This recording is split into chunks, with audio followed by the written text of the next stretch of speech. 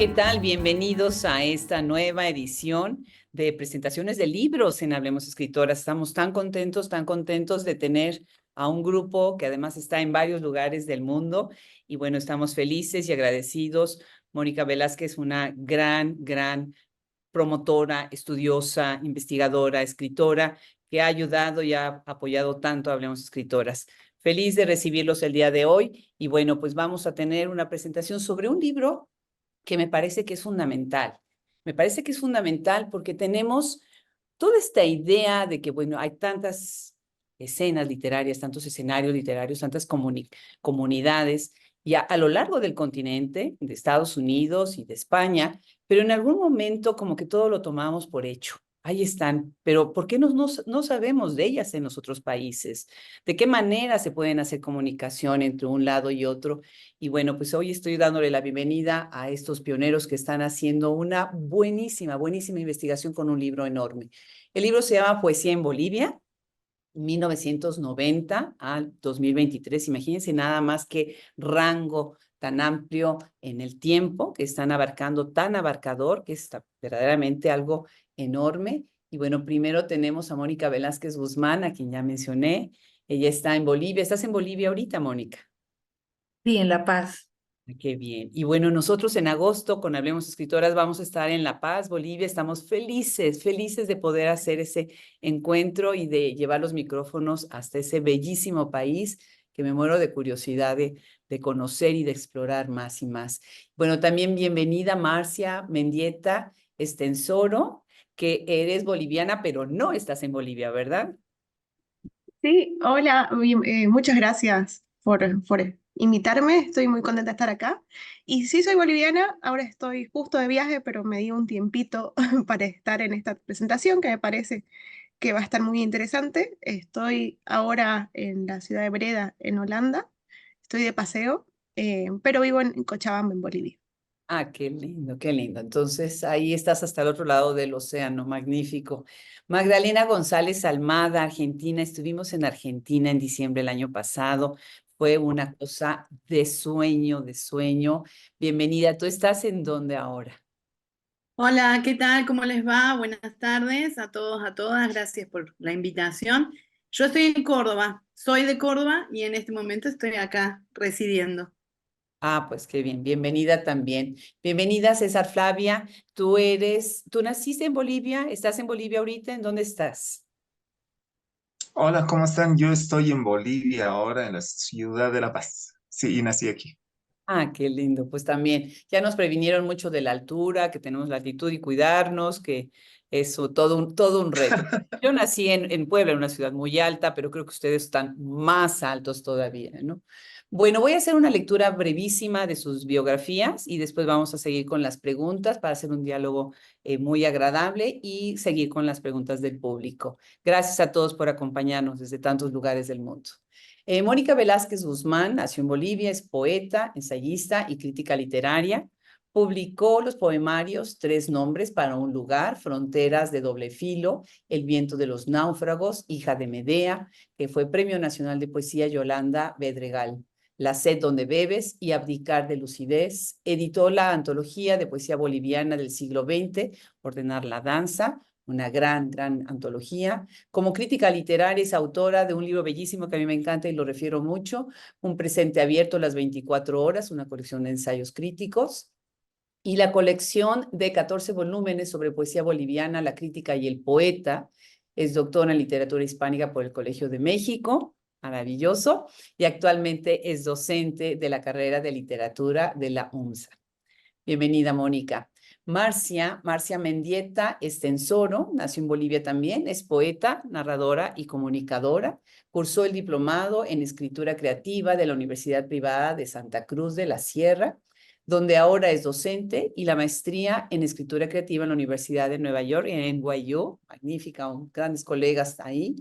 Publicó los poemarios La casa que nos habita, ¿Qué más queda cuando? ¿Qué más queda cuando? Así como la plaqueta digital, el cuerpo es una válvula de destrucción. Oh, sí, que si no lo somos, definitivamente. Tenemos también a Magdalena González Almada, quien nació en Argentina, es doctora en letras y licenciada en letras modernas por la Universidad Nacional de Córdoba, Argentina, investigadora en el CONICET, gran institución, con lugar de trabajo en el Centro de Investigaciones de la Facultad de Filosofía y Humanidades. Es directora del proyecto de investigación La escritura como gesto estético y político, divergencias poéticas en la literatura boliviana de los siglos XX y XXI. Autora de numerosas publicaciones referidas a las expresiones del pensamiento y la literatura de Bolivia en revistas científicas nacionales e internacionales. Dictó conferencias, cursos de grado y de posgrado en diversas universidades de América Latina y Europa. César Flavia Antasana Lima, nació en Perú, perdón, nació en La Paz, me fui por lo de Lima.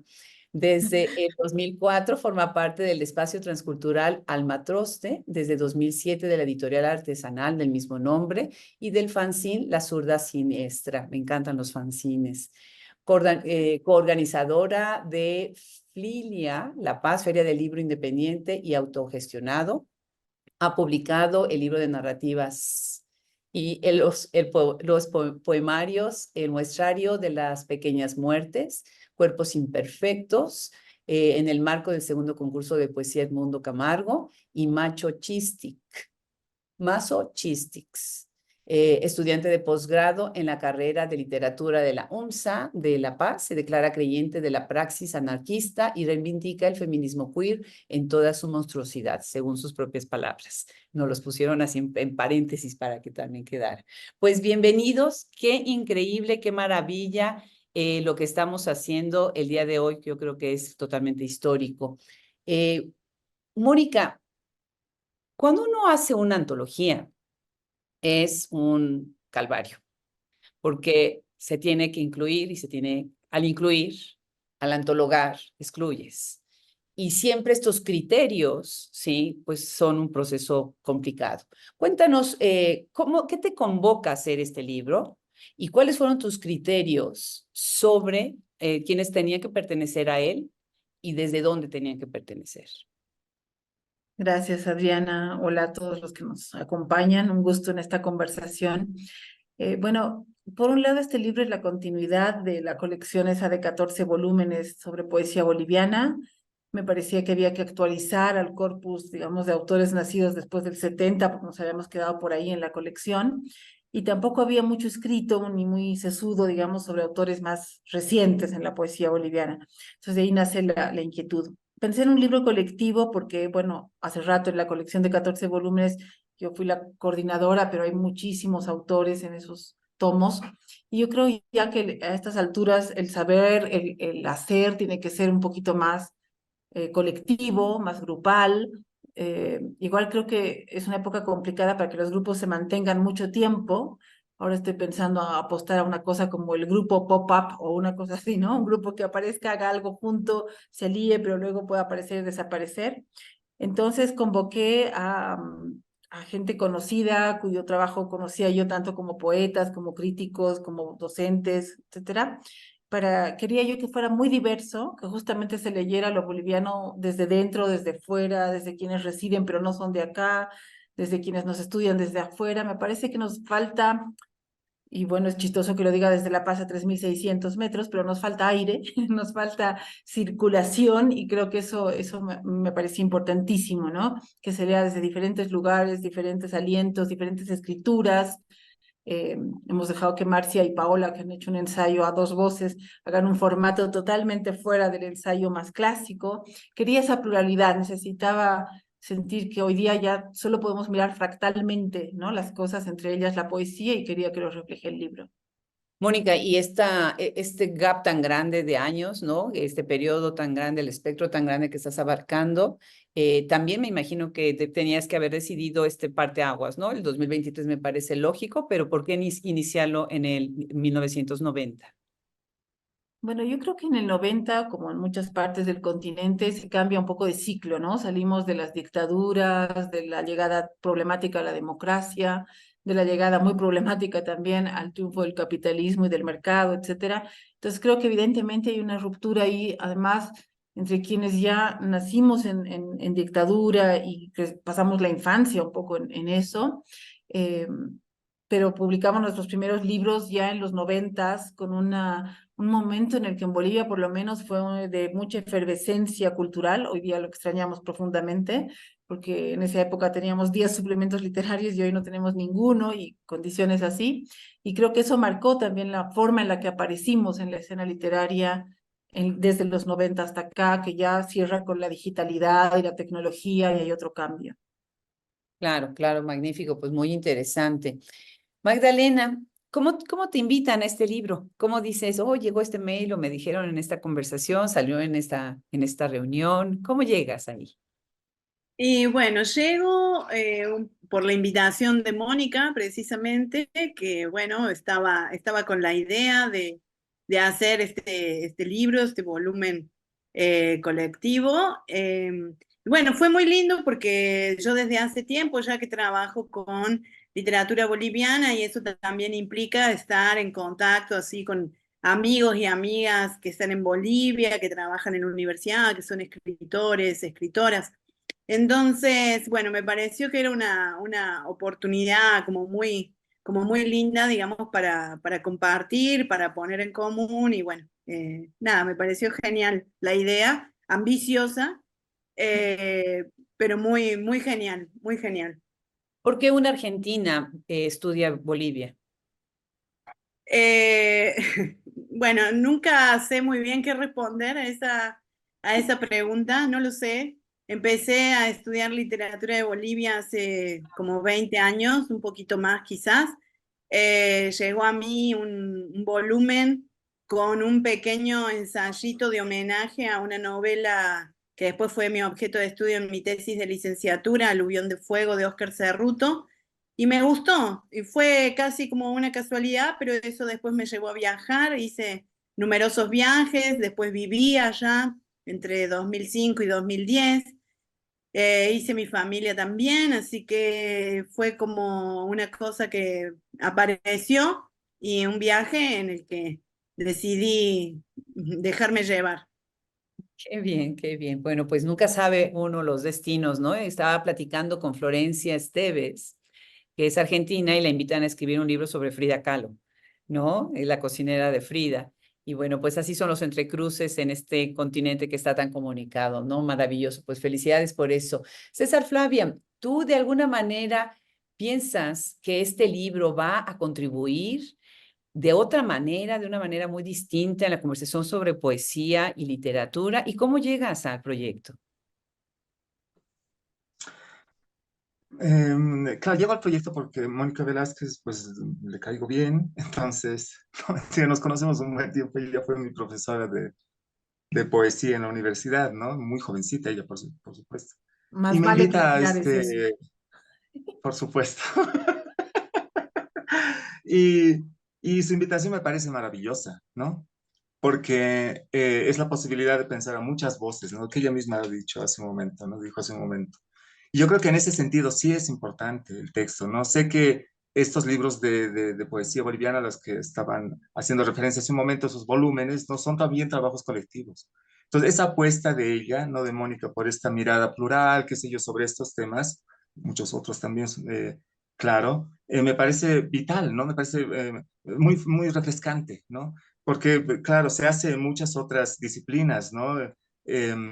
Estos acercamientos desde distintos lugares, pero normalmente hasta los 70, claro, teníamos así mamotretos de escritores que tenían así la verdad entre, ay, no quiero ofender a nadie, pero que tenían así una mirada tal cual y abarcadora de todo, ¿no? En cambio, estamos enfrentando, yo intuyo, es mi percepción, colectivamente, digamos, un objeto que sabemos que es exquisito y es muy rico y complejo y vasto y contradictorio, etcétera. Entonces, qué mejor que abordarlo desde distintos lugares. Creo que desde ese lugar sí me parece súper valioso el rollo.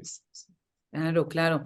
Esos cánones tan rígidos, ¿no? Esa literatura con L mayúscula que veíamos nos enseñaban en las clases, y llegaba un momento, bueno, yo nací en 1963, imagínense que para mí, cuando empecé a estudiar literatura o español, como se llamaba en el colegio, yo pensaba que no había escritoras, o que había, obviamente, Sor Juana Inés de la Cruz, ¿no? Entonces, sí, completamente de acuerdo. Marcia, de alguna manera, tú exploras en tu libro un tema muy interesante, ahorita vamos a verlo, es muy interesante el acercamiento que tienes, y eso pues también es un breakpoint, ¿no? Es un parteaguas. ¿Cómo llegas al libro y por qué piensas en publicar en ese libro precisamente ese capítulo? Bueno, yo llego por invitación también de Mónica, pero también con un mensaje de Paola Sanseve, que es con quien escribo este artículo, diciendo, bueno, vamos a hacerlo. Entonces, fue casi inmediato que nos pusimos, eh, que ambas coincidimos en que queríamos explorar esto. Eh, es interesante porque Mónica nos planteó hablar un poco sobre internacionalización, pero también qué pasaba con el Internet. eh, y luego de eso vinieron como varias conversaciones con Paola en la que fuimos dando forma a lo que queríamos hacer, ¿no? A partir de esta idea que nos planteaba Mónica. Y así fue que tras varias conversaciones, y además conversaciones muy estimulantes y estábamos muy emocionadas con buscar lo que queríamos buscar y empezar a investigar sobre eso, fue que ya nos reunimos con el resto de las autoras, planteamos, nos dieron sugerencias y a partir de ahí ya nos pusimos manos a la obra a explorar muchos temas en Internet de los que ya hablaremos cuando entremos en el artículo que escribimos con Paola. Claro, claro, claro, pues también bienvenida, felicidades. Mónica, ¿nos quieres leer los nombres de todos los que participan en el libro, que me parece fabuloso, que además tienen, pues sí, algunos artículos compartidos, pero si nos compartes esto y cuéntanos, ya que los hayas leído, un poco sobre las secciones del libro? Gracias, Adriana. Sí, me gusta mencionarlos, no solo porque son parte del proyecto, sino porque es como contar quiénes estuvieron en la fiesta, ¿no? Entonces tiene su, su gracia también, más allá del reconocimiento autoral a cada uno. Está Santiago Espinosa, que viene de Colombia, Omar Alarcón desde Sucre, Mariana Ríos desde Santa Cruz, Iván Gutiérrez desde Cochabamba, Lourdes Saavedra también desde Cochabamba, Inés Ramírez y Pablo García, que son muy jóvenes autores, que vienen ambos de La Paz, Mariana Lardone, que es argentina, también del grupo de Córdoba de Magdalena, pero que ahora vive en Santa Cruz. Laura Montes Romera, que es una estudiosa española que está viendo poesía boliviana. Bueno, está Magdalena, César, está Juan Malebrán, que es también un chileno que lo hemos adoptado hace tiempo, que vive ya en Cochabamba. Verónica Sondek y Fernando Van de Wingard, que escriben desde Cochabamba. Fernando también vive aquí hace ya varios años. Bueno, está César Mendoza desde Cochabamba, evidentemente César Flavia, y está Marcia Mendieta Estensor y Paula Sencebe con un dúo que hemos querido cerrar, además con un diálogo. Yo quería que se fuera justamente el último ensayo, ¿no? Que invitara como a participar, a interactuar con todos. Hay 3 secciones en el libro, las pensé muy conscientemente, digamos, porque me interesaba discutir en esos 3 ámbitos. El primero son panoramas, los primeros 3 son geográficos, ¿no? Le pedí a Omar Alarcón, contanos qué está pasando en Sucre, porque en Bolivia, como en otros países, luego las sedes de gobierno o las capitales se vuelven muy centralistas, ¿no? Y parece que solo ahí pasaron las cosas. Entonces me interesaba mucho que alguien desde Sucre, que es una ciudad que no se la nombra tan rápido, pensamos rápido, La Paz, Santa Cruz, Cochabamba, y luego un poco todo se desdibuja, ¿no?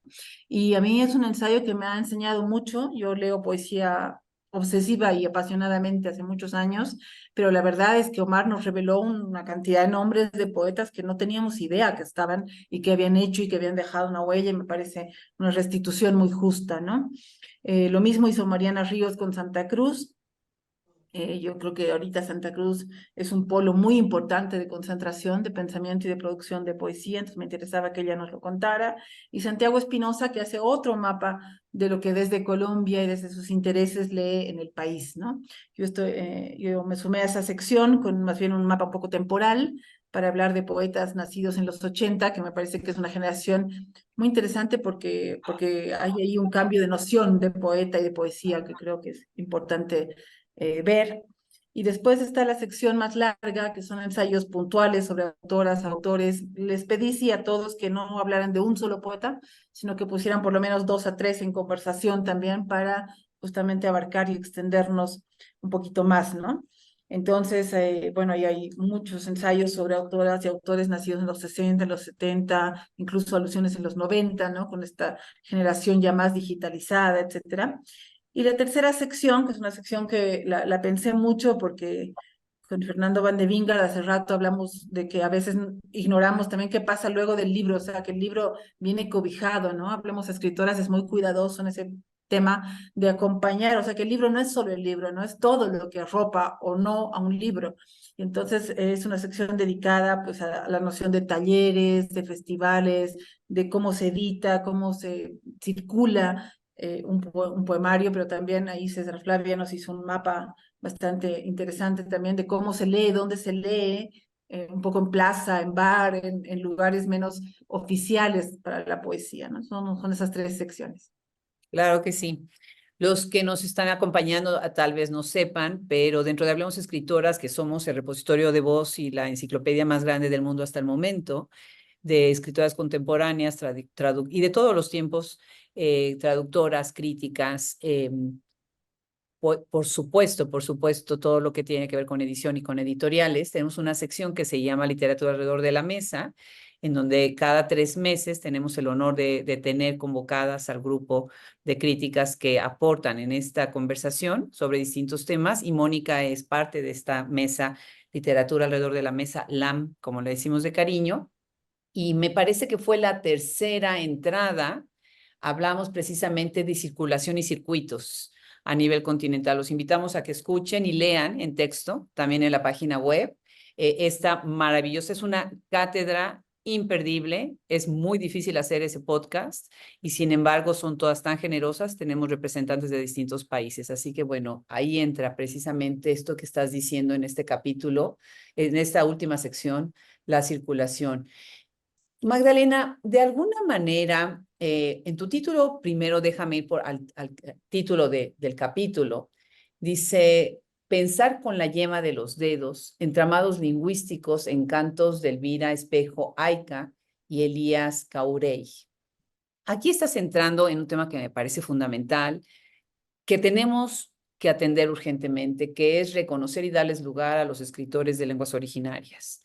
Y tienes, obviamente, aquí estás hablando de lenguas quechuas, aymara, guaraní, castellano. ¿Cómo llegas a la premisa de este artículo, que además está muy concentrado, ¿no? en varios aspectos que a veces en la literatura oral, porque si vamos a llamarla literatura, este paso de la voz, ¿no?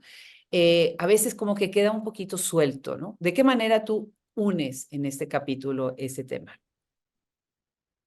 Bueno, creo que primero hay que asumir que estamos frente a a expresiones literarias que son altamente complejas, ¿no? De algún modo, yo parto un poco como de esa premisa, que es complejo, pero es complejo porque ya la literatura boliviana, no sé qué opinan mis compañeras aquí, pero estudiar literatura boliviana ya de hecho es complejo y eso es como algo con lo que siempre he tenido que convivir a la hora de leer y a la hora de estudiar, ¿no? Es como algo que tiene una diversidad incluso de complejidades que no se asemejan demasiado con otros procesos literarios de otros lugares. Entonces, no es que, digamos, hablando con honestidad, no es que yo me haya propuesto de hecho decir, bueno, voy a trabajar con literatura indígena, sino que el propio estudio de la literatura boliviana me condujo hacia ahí, ¿no? Y lo que pasó fue fascinante porque, hablando de circuitos, de sistema literario, etcétera, es que los poetas, autores indígenas como Elvira Espejo o Mauro Algua o Elías Caurey, se introducen ellos en este circuito literario altamente dinámico y complejo que se viene dando en términos contemporáneos en Bolivia. Y entonces es por esa razón también que digo, si yo estoy trabajando literatura boliviana contemporánea, eso contempla, incluye también este tipo de expresiones, este tipo de autores, estos cantos, ¿no? Estas ediciones Y ahí viene otra arista, que es la cuestión de las ediciones bilingües, que permiten, habilitan que estos autores ingresen en ese sistema literario y que nos permitan, incluso a quienes no hablamos esas lenguas, nos permitan llegar a sus composiciones estéticas, que son realmente muy valiosas. Entonces, hay ahí, insisto en esta idea de la complejidad, y que bueno, que yo estoy tratando de analizar y de trabajar en este capítulo en particular, de la manera más rigurosa en términos de pensar una cuestión estética y no quedarme con una cuestión quizás del exotismo o de quedarse en la cuestión de la minorización, etcétera, que la hay, pero siempre trato de aproximarme a estas producciones literarias como no haciendo el foco en lo indígena, si se quiere, en la particularidad, asumiéndola, de hecho, pero asumiendo que son producciones estéticas con sus particularidades, pero en un sistema en el que convive, que es mayor, que es el de Bolivia. Claro, estás diciendo algo muy interesante. A veces se caen esos exotismos que lo único que hacen es they diminish, o sea, ponen abajo la calidad tan maravillosa de esos escritores, y a veces sí se tiene que hacer este rigor más estético, este análisis más crítico, más literario, más textual, ¿no? Eso me parece muy valioso. Ahorita que estabas mencionando, déjame regresar, Mónica, ahorita que estabas mencionando a Santa Cruz, quisiera yo mencionar a Giovanna Rivera y a Magela Buduán con el gran trabajo que están haciendo con Mantis Narrativa, ¿no? Que es una de las grandes editoriales que ahorita están ayudando mucho a que en Estados Unidos conozcamos de la literatura latinoamericana. César Flavia, me encantó el título de tu capítulo, La palabra que fuga. Todos los títulos están maravillosos, pero es tan visual, ¿no? Como el mismo capítulo es visual, ya casi se quiere uno meter ahí, a ir a oír la música, a oír la palabra y a ver esto que es el performance, que es la lectura, pero que es a la vez estados que están, pues obviamente conviviendo en una propuesta literaria interesante. Entonces tú dices, espacios y territorios para la poesía, sacar la poesía a la calle. Y además estás tomando la teoría o la filosofía en tu intro marxista, lo cual me parece muy estratégico, porque ahí hay toda una cuestión acerca del espacio concebido, del espacio percibido, del espacio vivido, ¿no? Y de esta construcción del espacio al que tenemos que de alguna manera atarnos, ¿no? O vivir dentro de él. ¿De qué manera entonces tú estás resignificando el espacio con tu capítulo dentro de este marco teórico? Sabes, a mí me gusta mucho todo este rollo del marxismo, ¿ya? He de confesarlo. Entonces, Lefebvre es un sujeto que trata de mirar, digamos, desde la dialéctica marxista su rollo, ¿no? Que es el urbanismo, la arquitectura, etcétera, ¿no? La historia de estas ciudades, cómo están habitadas y cómo se transforman en el tiempo. Entonces, lo que hace él es una muy creativa adaptación, digamos, de ciertas herramientas marxistas, digamos, a su estudio. Entonces, a mí me gusta mucho y me sirve un montón, digamos, porque tengo la intuición, ¿no? Que comparto con muchas y muchos, por supuesto, ¿no? Pero de que en última instancia la poesía no es inofensiva, ¿no? Entonces, esa poesía que está, digamos, interpelando la realidad, que está recreándola de muchas maneras, etcétera, eh, no está confinada, ¿no? A los libros, ¿no? Hago una revisión en el capítulo, digamos, de varios momentos a lo largo de la historia, ¿no? Desde hace mucho tiempo, gracias a las fuentes a las que me he acercado, ¿no? Amigos y amigas que están estudiando este rollo, ¿no? A los que les hice un par de entrevistas.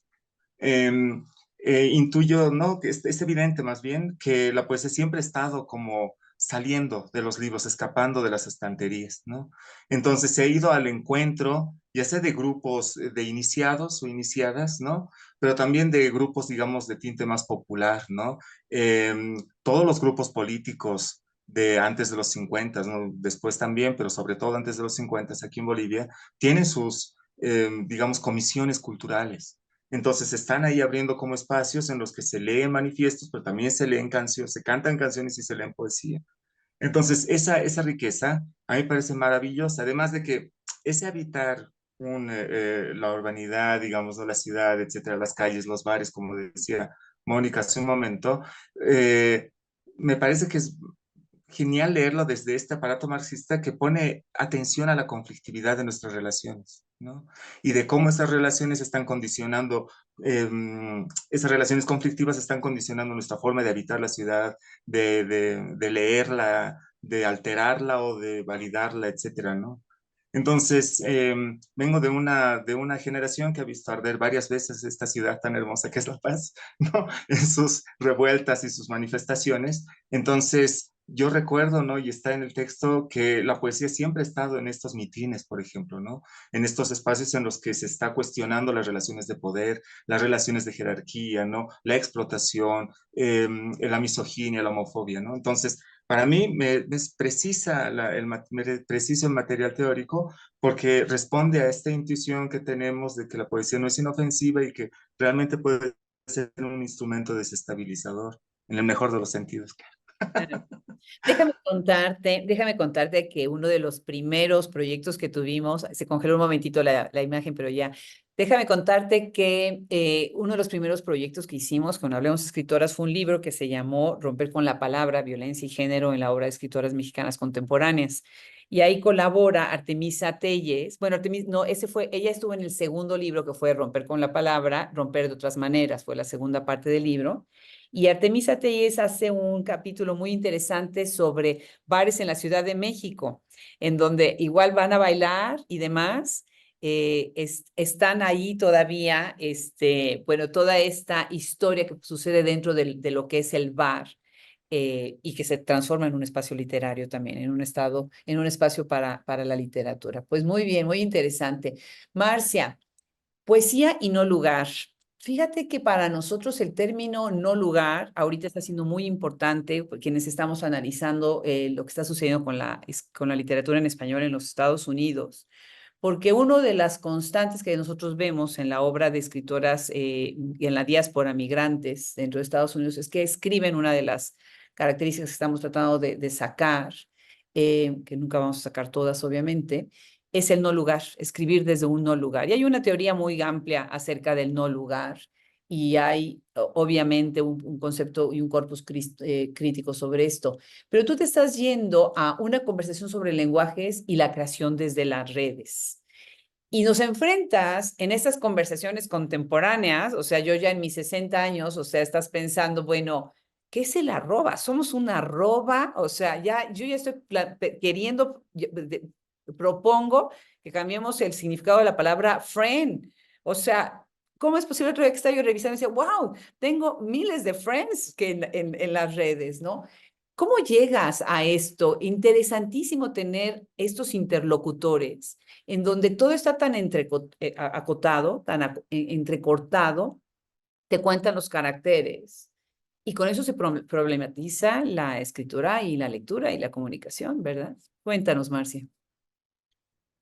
Cierto, Adriana, estaba, al principio Mónica hablaba sobre esta posibilidad de contar qué pasaba con la poesía desde la fragmentación, ¿no? O sea, a dónde podíamos llegar con esta conversación sobre la fragmentación. Y al momento de escribir este artículo con Paola, lo que teníamos era muchas preguntas más que otra cosa, ¿no? Y creo que esa cantidad de preguntas y esa curiosidad también por llegar a lugares relacionados con el Internet, con la red, en los que no habíamos estado, pero además no solamente lugares, sino también lenguajes nuevos, fue lo que nos llevó o lo que nos condujo de alguna forma a algunas cosas que planteamos en esta conversación, ¿no? Es interesante porque nos planteábamos como esta idea del no lugar o de también el territorio o de la internacionalización de la poesía en Bolivia, eh, también con un poco de desconfianza, ¿no? Como qué es la internacionalización al momento de escribir, en un momento en que se desdibujan de alguna forma ciertas fronteras, ¿no? Y así como se desdibujan ciertas fronteras, también se desdibujan o se intercambian o fluyen ciertos roles al momento en ciertas escrituras digitales, ¿no? Ya el escritor también es productor, o también es creador de contenido, también es usuario, también es lector. Entonces vas rotando en estos roles y eso lo vimos muy presente en plataformas como Wattpad o plataformas, incluso entramos a ver qué estaba pasando con la poesía en OnlyFans, o la poesía que se distribuía por NFTs, que también es como otro mundo muy grande. ¿Qué pasaba con estos roles, ¿no? Entonces, por eso también nosotros al momento de escribir, ya una vez teníamos el texto escrito, pensamos, ¿de qué sirve saber quién está escribiendo en este momento? ¿Cuál de las dos está escribiendo en este momento, ¿no? Entonces, por eso también pensamos en que la conversación sea desde una como forma de plantearnos como usuarios en la red, ¿no? Entonces, por eso están las arrobas ahí en medio. Pero, digamos, el texto está planteado desde esta idea de corrernos a un lado como de las escrituras, o desde la idea de que el Internet es solo un soporte y pensar en el Internet también como lenguaje y también como una, una forma de romper ciertas fronteras, ¿no? Entonces, esa es la idea del texto que escribimos con Paola Sincevela. Claro que sí, somos usuarios de qué? Somos usuarios de la lengua, del contenido, ¿no? Somos usuarios de una gran herramienta que nos usa a nosotros y nosotros somos los usuarios, ¿no? Qué increíble, maravilloso. Mónica, bueno, pues como siempre provocador tu título, que eso es tan importante, ¿verdad? Deslenguados, la lengua, pero a la vez la lengua que es el órgano del cuerpo, ¿no? Algunos poetas nacidos en los 80s. Ahorita que estábamos presentando hace unos días una conversación muy interesante con Rosa Beltrán y María Amparo Escandón, que el libro Free Radicals está cubriendo 60 años de la vida de México. Pensé yo también tanto en los 80s. O sea, para mí la mejor música del mundo se hizo en los 70s, pero los 80s son como que el destape de muchas cosas, ¿no?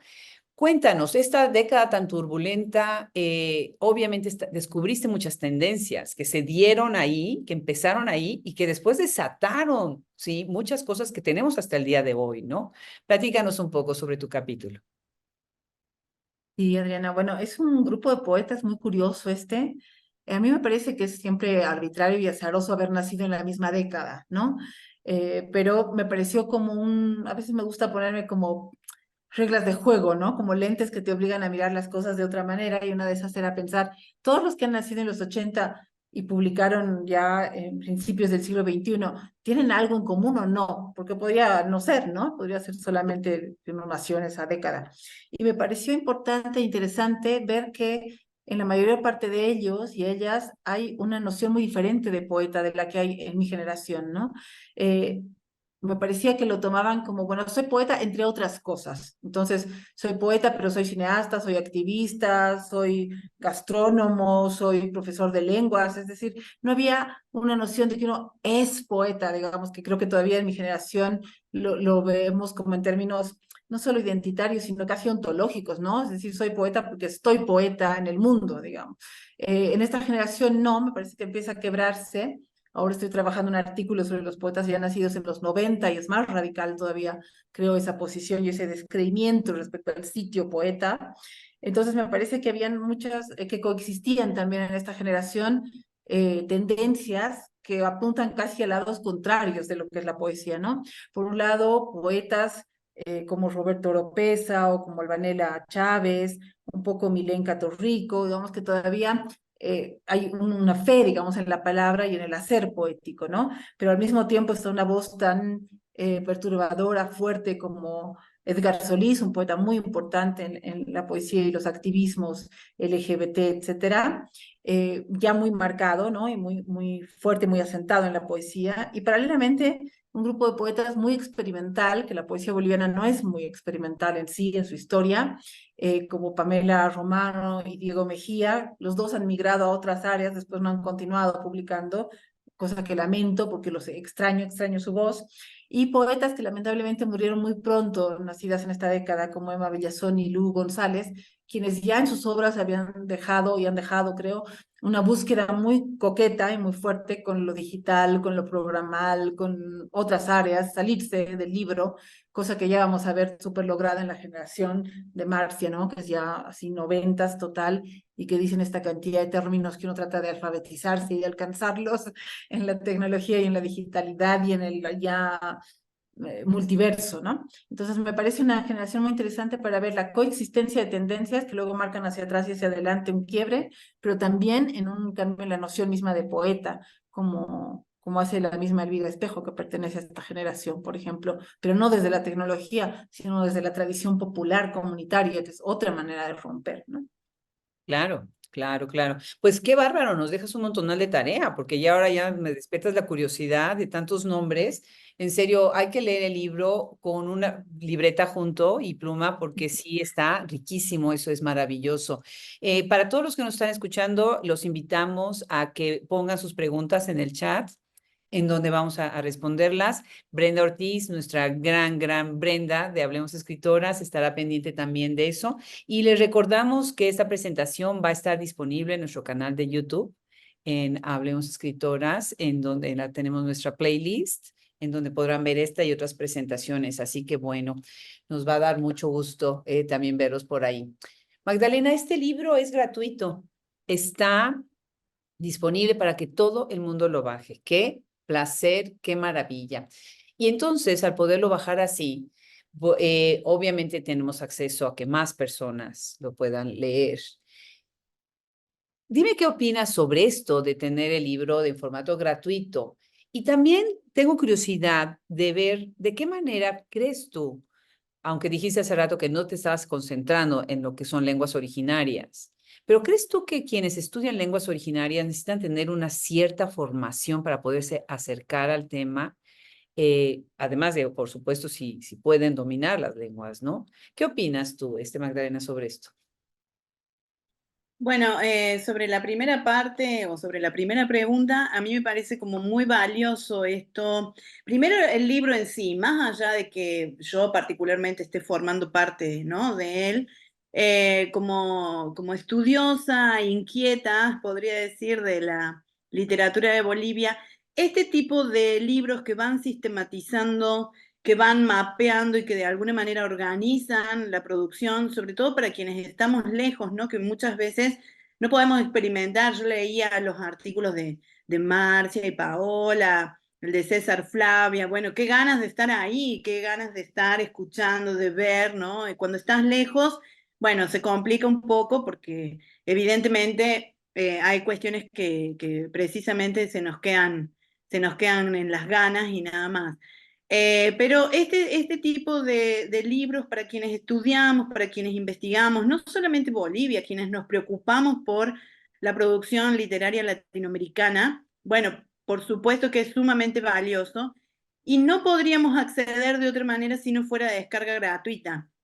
Entonces, en ese sentido, digamos, compartir el conocimiento, crear comunidades de conocimiento, darlo al alcance, ya que estamos en esta era de globalización y nuevas tecnologías, o ya no tan nuevas, etcétera, etcétera. Bueno, poder tener la posibilidad de que todo el mundo interesado, quien quiera, pueda acceder a este volumen que es sumamente necesario en un contexto de el estudio que refiere a la producción literaria latinoamericana, ya no solo específicamente la boliviana, ¿no? Cómo entra a jugar Bolivia en el mapa latinoamericano, eso también es como muy interesante.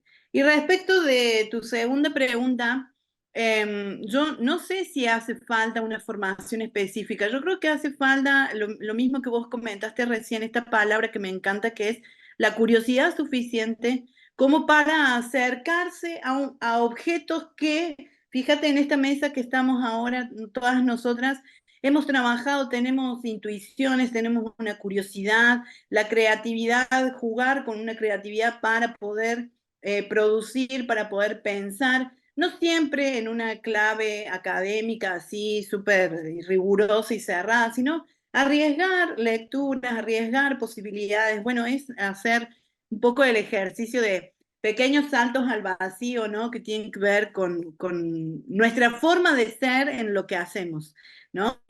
Entonces, no sé si hace falta una formación específica, pero sí creo que esa curiosidad y como una mirada muy amplia para jugar con distintos vectores, porque por ejemplo en mi caso, una de las cuestiones que me llevó, digamos, a lo indígena fue la problemática de la traducción, que ya había aparecido en otros textos, que no necesariamente tenían que ver en absoluto con lo indígena, pero sobrevolaba ahí en ciertos textos literarios de Bolivia el tema de la traducción.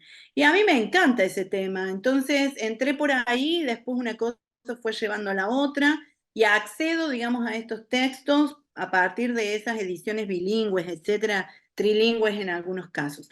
De modo que me parece que es como eso, ir siguiendo la intuición, ser curiosa, pero también estar como muy abierta a la propia exigencia del texto. ¿Qué es lo que llama, qué es lo que convoca el texto? No tanto qué es lo que yo quiero hacer o qué es lo que yo creo del texto, sino más bien al revés, ¿no? ¿Cuál es la exigencia o la demanda? ¿Qué me dice? ¿Qué me llama? ¿No?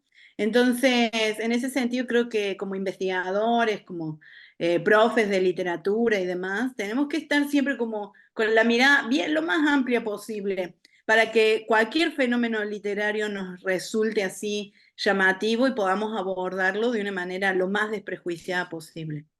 Buenísimo, claro, buenísimo. Esa curiosidad, ¿verdad? La curiosidad mató al gato, pero a nosotros no, a nosotros no. César A Fabio, ver, voy a hacer la misma pregunta que Mónica. Qué doloroso es cuando tiene uno que hacer un recuento de nombres, porque siempre está uno pensando, uy, este se me va a quedar afuera, pero ya no cabe, o este tenía que haber hablado más de él o de ella, ¿no? Cuéntanos, ¿cómo fue ese proceso de selección? Porque tú también haces un collage muy interesante y haces pues diría yo, una pequeña historiografía de lo que estaba pasando en estos espacios públicos, ¿no? ¿Cómo fue ese proceso y tus criterios? Bueno, traté de ser lo más amplio posible, ¿no? Claro, pero las limitaciones tanto de circulación de material, ¿no? Que es común en nuestra región, ¿no? No solo aquí. Siempre obligan a algo más, ¿no? A mí me gustó mucho el tiempo que se tomó de confección del texto, ¿no? Porque hemos estado casi un año como escribiendo, ¿no? Nos hemos reunido un par de veces igual entre todas, entonces fue muy bello, ¿no? Ese proceso fue genial porque a la medida que estábamos haciendo algo con las primeras intuiciones, después de la invitación provocadora de Mónica, la mirada de las hermanas, de los hermanos, digamos, de los compañeros y compañeras también te motivaban a hacer algo más, ¿no? Entonces, un texto que sinceramente iba a ser un poco más conciso, se tuvo que alargar demasiado. No está tan largo, ¿no? Pero se tuvo que extender, digamos, de alguna medida la mirada, ¿no? Entonces, me preocupé por tener a alguien, algún interlocutor o interlocutora en los departamentos que yo quería mirar, ¿no? En las ciudades que yo quería, digamos, que yo había escuchado que había pasado algo divertido en relación a las lecturas callejeras, ¿no? Claro. Entonces, charlé con personas en Sucre, ¿no? En Santa Cruz, en Oruro, ¿no? En Cochabamba, también en Potosí. Entonces, gracias al internet, ¿no? A los chats, qué sé yo, los mensajes, ¿no? Eso es fabuloso. Entonces, creo que a pesar de eso, sí hay cosas que no están ahí, pero no fue como que, mira, no pude con este personaje, ¿no? Sino realmente yo intuyo que hay cosas que están pasando más allá del campo de visibilidad, ¿no? Y eso nos pasa a todos y todas, ¿no? Es casi imposible estar al tanto de todo lo que está pasando, no obstante que estamos tratando de refrescarnos siempre con algo, mira, si a Mónica se le pasa algo, como ella decía hace un momento al principio, tú te imaginas, ¿no? Porque yo siento que hay en este momento, ¿no? Antes también, por supuesto, pero en este momento una efervescencia brutal, ¿no? De nuevas voces, de un montón de mujeres, de las diversidades sexuales, también de los compañeros que desde algún momento, desde algún lugar, están atravesando sus escrituras unas y otras, ¿no? Y están también generando así como, yo a partir de este trabajo, digamos, sentido así como azorado un poco, porque había muchísimas cosas, ¿no? Y muchísimos autores y autores que no habíamos escuchado, también lo dijo Mónica hace un momento, que han poblado nuestro imaginario, ¿no? De múltiples formas. Entonces, Yo sí, realmente, sí es cierto que no hay muchos suplementos de literatura en este momento, pero hay un montón de blogs, hay un montón de editoriales independientes, hay fanzines, ¿no? Que acabas de decir que a ti te gustan. Entonces, venimos de esa tradición fanzinera, ¿no? Entonces, ahí sí se está circulando mucho, ¿no? Las lecturas en los bares, ¿no? A mí esos espacios me encantan, ¿no? Entonces, pero también cosas que ya se estaban haciendo antes, ¿no? O sea, había un grupo, Gesta Bárbara, que estaba dándose porrazos en las calles, digamos, emborrachados y emborrachadas por ahí. Y pasa algo similar ahora, ¿no? Entonces, y afanes de experimentación o de alterar la voz con sintetizadores o de hacer performance, ¿no? Me parece que hay así por eso el libro no creo que sea así aislado, ¿no? Es decir, aislado de lo que está sucediendo alrededor. Sino que el libro está respondiendo a esta efervescencia que Mónica en sus intuiciones pues también está sintiendo ese latido, ¿no? Entonces, yo sí siento que hay un montón de cosas, pero creo que ya me fui por otro lado, ¿no? No, estuvo genial tu respuesta. Además, bueno, para algo que tienen que saber es que además de esta presentación, vamos a tener un podcast en la sección Hablemos de sobre el libro, porque verdaderamente para mí se me hace muy relevante, independientemente de que Mónica sea parte del LAM y de todo lo que ha hecho ella por el proyecto. Creo que es una gran aportación a la conversación por toda su diversidad. O sea, cuando ella me contó del libro y de todo lo que venía y después tuve acceso a él, se me hizo fundamental tener no nada más ese Hablemos de, que además va a salir precioso, ya lo verán. Esto va a estar a partir de mañana o el domingo ya en YouTube. Lo otro sale en junio, pero es importante hablar. Bueno, esta va a ser la última pregunta, es para Marcia. Antes de que entremos a las preguntas y respuestas, estamos ya con un grupo grande. Gracias a todos los que nos están acompañando. Los invitamos a que pongan, no sean penosos, don't be shy, como dicen acá. Pongan sus preguntas. Y bueno, Marcia, mi pregunta va a esto. Déjame primero leerte. Dices, el problema de estas escrituras, dice, es la imposibilidad de leerlas estéticamente. Aparecen como literatura, pero no se las puede leer con criterios o con categorías literarias específicas de la literatura. Y pensé en Cristina Rivera Garza y en esta idea de la L, literatura con L mayúscula.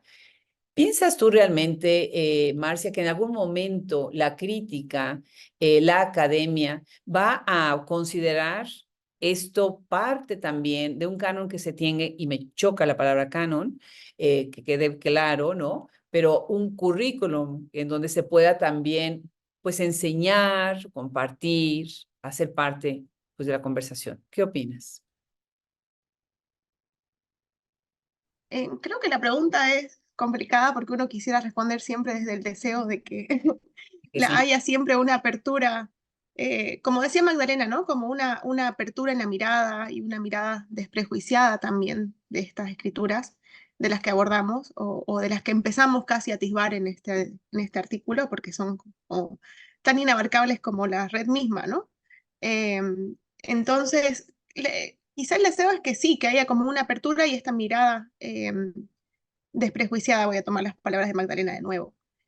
Hay que ver también cómo pensar en qué significa como, o problematizar la idea de concebir estas literaturas debajo de la idea de canon, ¿no? Que siempre es restrictivo y que quizá no va a poder abarcar eh, estas escrituras tan distintas entre sí, y tan vastas, ¿no? De alguna manera.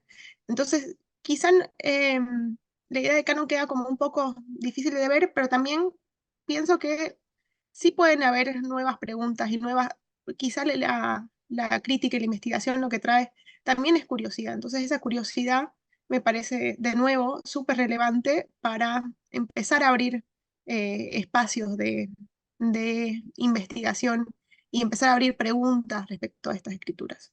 Entonces, respondo un poco sí desde el deseo, pero quién sabe si esto va a pasar, ¿no? Pero está ahí, entonces creo que es tan evidente que hay muchas escrituras que están corriéndose a un lado desde las escrituras tradicionales que en un momento vamos a tener que prestarles atención y ver qué está pasando, porque pasan muchas cosas, ¿no?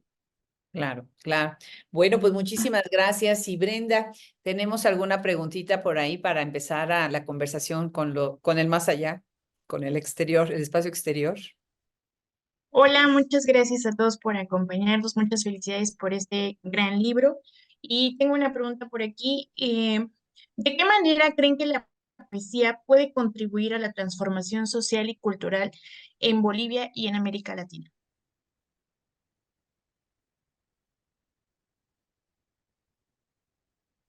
Bueno, yo puedo responder parcialmente, aunque César Flavia debería hacerse cargo por andar hablando de transformación social y cosas complicadas.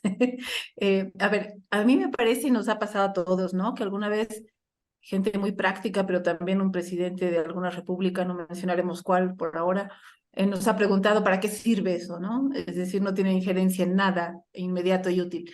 Pero la poesía, como la literatura en general, incide en que nos permite imaginar cosas, ¿no? Nos permite empezar a soñar cosas, hacer una realidad paralela que dentro de poco la podemos volver compartida. Yo evidentemente ya vengo de una generación en la que nos ha tocado vivir muy de cerca, que seguramente por la generación de nuestros padres, la pérdida de la apuesta por lo social, por lo que iba a cambiar colectivamente el mundo, etcétera. La dictadura terminó con eso de una forma muy drástica, desapareciendo y matando gente, ¿no? Entonces, no, mi generación ha nacido, digamos, un poco de la herida del desgarramiento de esa derrota por lo colectivo. Creo que hoy hay pocas causas que nos articulan, la ecológica es la más fuerte, pero porque ya es una realidad inevitable, y evidentemente la poesía no va a evitar que quemen árboles, lamentablemente, pero creo que puede hacernos relacionarnos con los árboles de otra manera. Quiero decir, puede hacernos entender la relación árbol de otra manera, ¿no? Sin ser activistas, sino más bien incidiendo a cuentagotas en eso que somos capaces de imaginar colectivamente. Buenísimo. Ok. ¿Quieres agregar algo, César Flavia? Sí, pues si me interpela así, Mónica, yo no sé qué cosas hemos hecho, ¿no? Sabes, yo sí me considero, digamos, no activista, pero en el sentido de militante, ¿no? Es decir, alguna vez en un encuentro de poesía en Santa Cruz, en el Jauría de Palabras, había una compañera que era trotskista, ¿no? Una poeta. Y ella decía, sí, tú también eres activista, le digo yo en mi inocencia, ¿no? Y ella me dice algo así como, no, esto es militancia, ¿no? Y claro, ella había encontrado en la poesía otro espacio más de su militancia. Yo coincido plenamente con Mónica, ¿no? La literatura en general nos permite descreer del mundo como está, ¿no? De estructuras permanentes, de qué será lo por naturaleza, es esto así, ¿no? O toda esa serie de lucubraciones, digamos, que las relaciones de dominación para pervivir, digamos, elabora para hacernos creer un par de cosas, ¿no? Entonces, yo sí que en ese sentido coincido plenamente con Mónica, ¿no? Pero además a mí me lo parece, ¿no? Me parece que en última instancia es un otro espacio de diálogo, ¿no? Es decir, porque también hay poesía, digamos, que está, como todo está tan politizado en este momento, en la región en general, pero también en este país que habitamos aquí en Bolivia, ¿no? Creo que hay muchas escrituras que están así como, no solo, no toda, porque a veces esa pregunta nos hace pensar que la poesía sería per se progresista, digamos, ¿no? Y sería así genial y hay literatura siempre que va por la izquierda, qué sé yo, ¿no? Cuando en realidad ahí hay una conflictividad muy grande, ¿no? Y eso se nota en las lecturas, por ejemplo, ¿no? Que hay lecturas en las que están, sí, permeadas, digamos, de política, pero la mirada, digamos, tiende a ser, qué sé yo, o sarcástica o irónica con los feminismos, ¿no? Etcétera. Entonces, sí creo que ahí la poesía, la literatura en general es un espacio de diálogo, de encuentro, de confrontación y de conflicto también. En ese sentido, sí, forma parte del espectro de lo que o permanece o se transforma, ¿no? Ok, tenemos un mensaje de José Luis Anta que nos dice, yo solo quiero dar mi sincera enhorabuena, el libro Un regalo y la presentación le ha fascinado. Muchas gracias por estar aquí. El mundo está adolorido y sin duda no hay relatos comunes, pero la literatura desde los intersticios nos permite generar un lenguaje que nos muestre las otras posibilidades. Qué belleza. Muchas gracias, José Luis. Sí, qué belleza. El mundo está dolido. Sí, está dolido, dolorido, adolorido. Qué terrible, ¿verdad? Buenísimo Eh, comentario. Hay otra pregunta Tenemos, por ahí, sí, ¿sí? tenemos otra pregunta. Ustedes como autores, como escritores, ¿qué hacer para que la gente lea más poesía?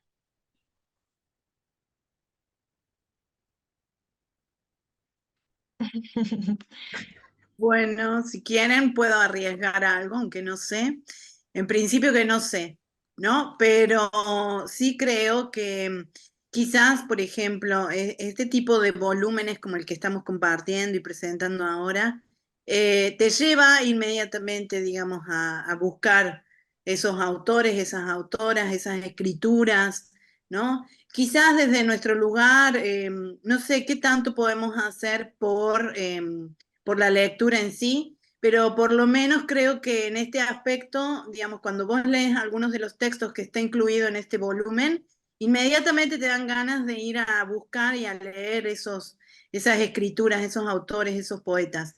Entonces, bueno, quizás desde un lugar humilde también, ¿no? Estamos contribuyendo a que se despierte un poquito esas ganas de leer poesía. Claro, claro. Marcia, ¿quieres agregar algo antes de cerrar?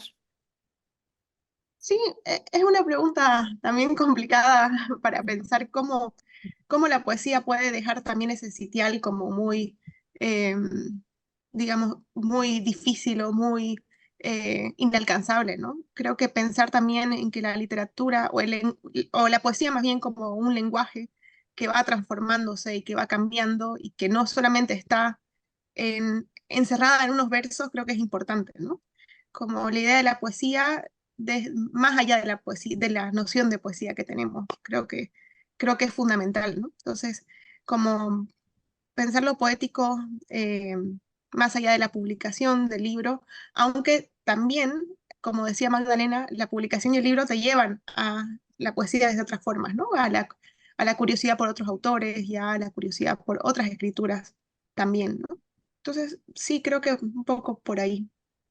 Buenísimo. Mónica, pues para despedirnos, ¿nos quieres decir en dónde podemos descargar este libro? Y bueno, yo te quiero felicitar. Esto es un acto de valentía y de tenacidad. Así que bueno, yo desde acá te aplaudo de verdad porque esto es verdaderamente un ejemplo de lo que puedes hacer. En dónde nos bajamos el libro y nos los bebemos todo completito, las más de 300 páginas que tiene? Gracias, Adriana. Bueno, el libro ha sido como cobijado primero por la editorial independiente Manicure y luego ha sido acogido también por la editorial Mantis, quienes nos han puesto en su página. Entonces ustedes ponen editorialmantis.com, pues ahí entran a la página y de ahí pueden descargarse el libro. Así que los invitamos a entrar en zona de riesgo. Bueno, pues les mando un abrazo enorme, enorme. Este podcast, esta producción se hace desde Austin, Texas. Estamos también, Brenda Ortiz está desde México y esto es un gusto enorme para Hablemos Escritoras. Yo soy Adriana Pacheco. No dejen de seguirnos, por favor, en las redes. Apoyen nuestra campaña de fundraising. Queremos traducir todos nuestros podcasts, todos nuestros audios, todo nuestro contenido al inglés para llegar a todo el mundo. Así que unámonos porque esto lo podemos hacer grande. Empezamos hace 6 años con algo chiquitito y vean a dónde el poder de su escritura, ¿sí?, nos ha llevado a todos. Muchísimas gracias, un cariño enorme hasta donde están. Magdalena, muchísimas gracias. Marcia, Mónica, un abrazo enorme. César, Flavia, un encanto de verdad haberlos tenido acá. Y bueno, pues un abrazo. Gracias, Brenda. Como siempre, gracias a todos los que nos acompañaron. Gracias. Gracias, abrazo.